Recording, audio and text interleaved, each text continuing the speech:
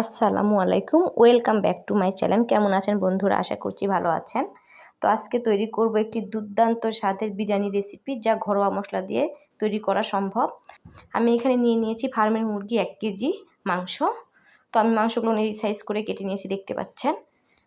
তো আমি একটি বাটির মধ্যে গরুর দুধ নিয়ে নিয়েছি 1 কাপ, আর এখানে দিয়ে দিয়েছি ভিনেগার 1 চামচ মতো। তো আমি এখানে হোয়াইট ভিনেগারটা দিয়েছি। এরপর আমি এটা নাড়াচাড়া করে নিচ্ছি। এরপর আমি এটা এক পাশে রেখে দেব। মাংসটা আমি পরিষ্কার করে ধুয়ে নিয়েছি, আর এখানে দিয়ে দিলাম 1 কাপ পেঁয়াজ কুচি। এরপর দিয়ে দিব বাদাম পেস্ট। আপনারা চাইলে যে কোনো বাদাম দিতে পারেন, সমস্যা নেই। এখানে দিয়ে দিলাম 4 চামচ আদা রসুনের পেস্ট। তো দেওয়া হয়ে গিয়েছে। এরপর আমি এখানে দিয়ে দিব, আমি বাড়িতে তৈরি করে নিয়েছি বিরিয়ানি মশলা। আপনারা চাইলে বাজার থেকে কিনতে পারেন, সমস্যা নেই। আর এখানে দিয়েছি কালো এলাচ, সাদা এলাচ, দারুচিনি এবং লবঙ্গ কিছু করে। 2 চামচ গুঁড়ামরিচ দিয়ে দিলাম, আর দিলাম স্বাদ মতো লবণ। তো সমস্ত উপকরণ আমার দেওয়া হয়ে গিয়েছে। এ পর্যায়ে আমি এখানে দিয়ে দিচ্ছি সয়াবিন তেল। আমি এখানে হাফ কাপ সয়াবিন তেল দিয়ে দিয়েছি। এরপর আমি এটা খুব ভালোভাবে হাতের সাহায্যে মেখে নিচ্ছি।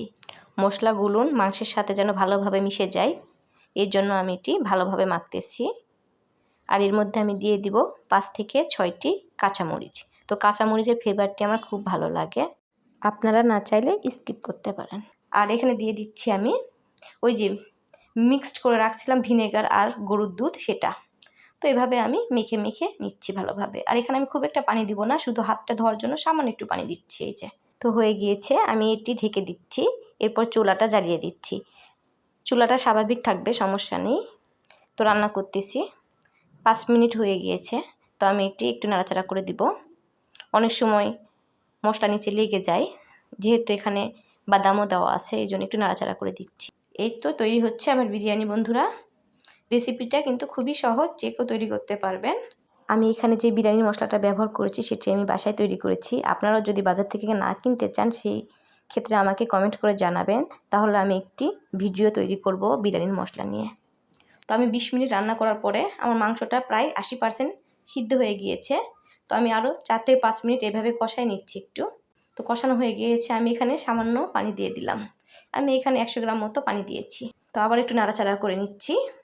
আমি একটা প্যানের মধ্যে দিয়ে দিয়েছি সয়াবিন তেল হাফ কাপ। এর মধ্যে 4 থেকে 5টা পেঁয়াজ কুচি দিয়ে দিলাম। আমি এখানে দেশি পেঁয়াজ দিয়েছি ছোটোটা। তো একটু নাড়াচাড়া করে ভেজে নিচ্ছি। আমি খুব কড়া করে ভাজবো না, এখানে একটু ভেজে নিয়েছি 3 থেকে 4 মিনিট।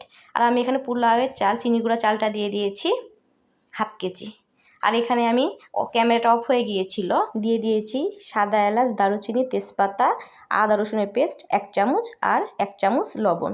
তো সমস্ত উপকরণ দেওয়ার পর ভালোভাবে এটা আমি 5 থেকে 7 মিনিট চুলাটা মিডিয়াম টু লো হিটে দিয়ে ভেজে নিচ্ছি।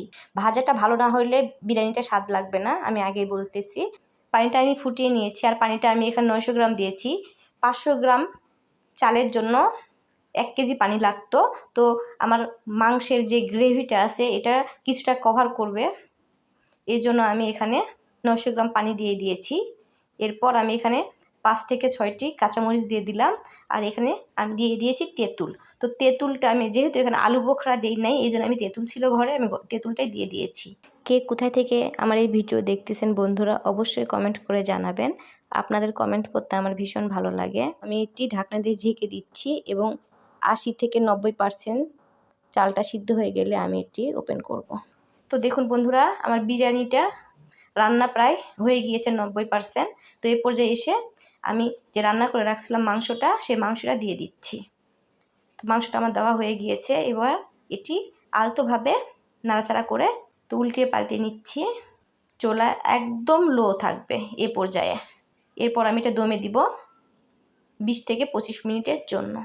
আমার জেলা জয়পুরহাট, আর জয়পুরহাটের বিখ্যাত এই বিরিয়ানি রেসিপি আপনাদের সাথে শেয়ার করলাম খুব সহজ উপায়ে।